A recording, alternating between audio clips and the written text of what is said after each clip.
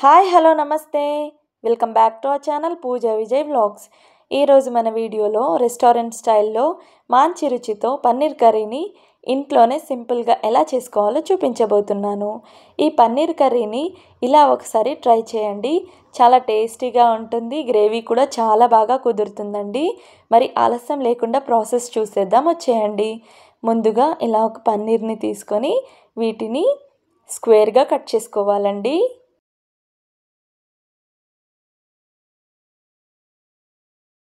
చూడండి, నేను చూపించే విధంగా కట్ చేసుకోండి.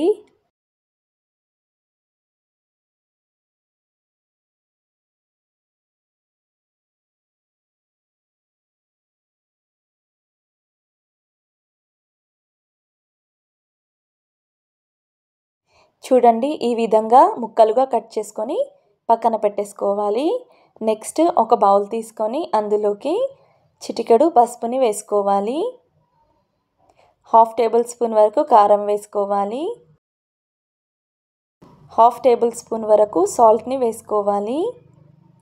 ఇప్పుడు ఇదంతా ఒకసారి బాగా మిక్స్ చేసుకోవాలండి. ఇలా మిక్స్ చేసుకున్న తర్వాత ముందుగా మనం ముక్కలుగా కట్ చేసి పెట్టుకున్న పన్నీర్ని వేసుకోవాలి. ఇప్పుడు ఉప్పు కారం ముక్కలకు పట్టేలాగా టాస్ చేసుకోవాలండి.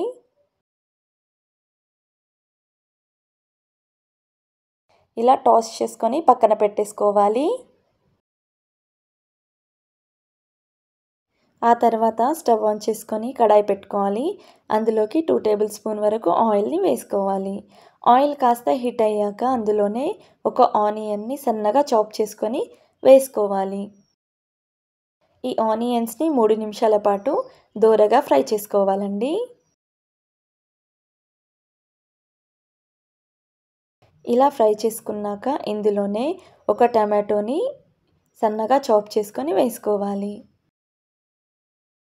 టమాటోస్ చక్కగా ఉడికేంత వరకు బాగా ఫ్రై చేసుకోవాలండి. చూడండి, టమాటోస్ ఆనియన్స్ చక్కగా వేగిపోయాయి. ఇప్పుడు వీటిని ఒక ప్లేట్లోకి వేసేసుకోవాలి.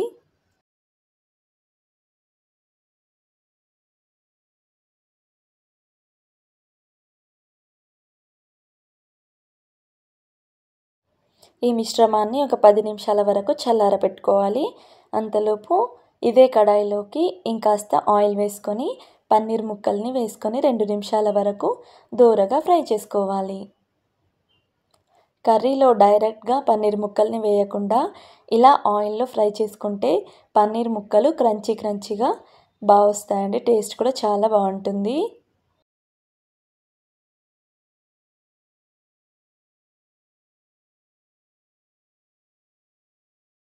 రెండు నిమిషాల తర్వాత పన్నీర్ ముక్కలు చూడండి చక్కగా ఫ్రై అయిపోయాయి. ఈ ముక్కల్ని ఒక ప్లేట్లోకి వేసేసుకోవాలి.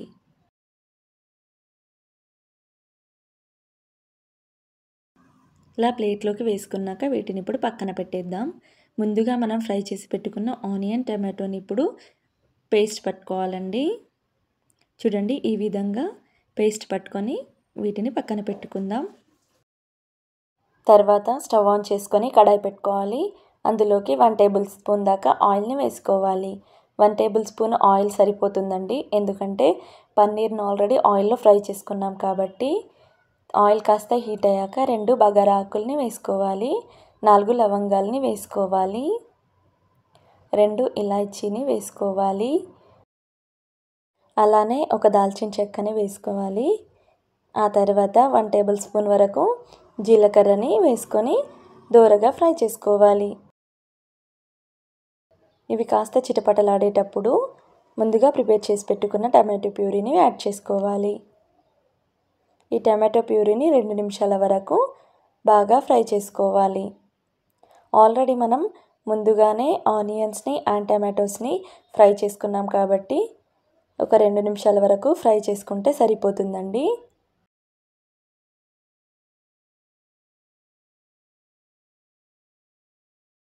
రెండు నిమిషాల తర్వాత 2 టేబుల్ స్పూన్ వరకు కారం వేసుకోవాలి.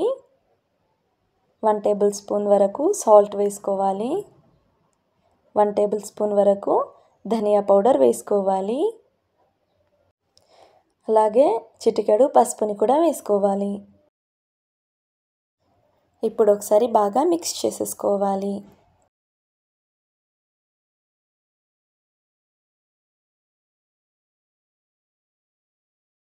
ఇలా మిక్స్ చేసుకున్న తర్వాత ఇందులోకి 1½ టేబుల్ స్పూన్ వరకు కర్డ్ని వేసుకోవాలి. పెరుగు వేయడం ద్వారా గ్రేవీ అనేది థిక్గా వస్తుందండి. ఇప్పుడు ఒకసారి బాగా మిక్స్ చేసుకున్న తర్వాత ఒక 5 నిమిషాల వరకు మూత పెట్టేసి బాగా ఉడికించుకోవాలి. 5 నిమిషాల తర్వాత చూడండి, ఆయిల్ పైకి తేలుతుంది, గ్రేవీ కూడా చిక్కబడింది. ఇప్పుడు ఇందులోకి 1/2 కప్పు వరకు వాటర్ని వేసుకోవాలి.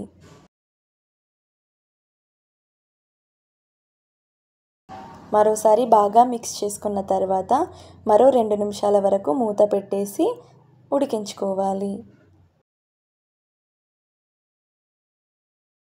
2 నిమిషాల తర్వాత చూడండి, గ్రేవీ రెడీ అయిపోయినట్టే.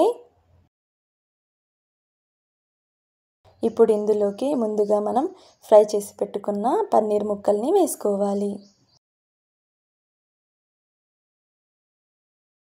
మరోసారి బాగా మిక్స్ చేసేసుకోవాలి.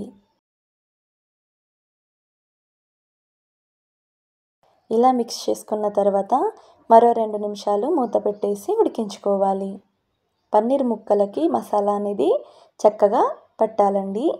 2 నిమిషాల తర్వాత చూడండి, వేడి వేడిగా పన్నీర్ కర్రీ రెడీ అయిపోయింది. అంతేనండి, ఎంతో సింపుల్గా ఉండే ఈ పన్నీర్ కర్రీ ఇంట్లోనే ప్రిపేర్ చేసుకోవచ్చు. ఫైనల్గా కొత్తిమీరతో గార్నిష్ చేసుకుంటే వేడి వేడిగా పన్నీర్ కర్రీ రెడీ అయిపోయినట్టే. ఈ పన్నీర్ కర్రీని రైస్తో అయినా, చపాతీతో అయినా లేదా పరాటాతో తిన్నా కూడా చాలా టేస్టీగా ఉంటుందండి. ఈ వీడియో కనుక మీకు నచ్చినట్టయితే please do like, share and subscribe to my channel. Thanks for watching. Bye guys.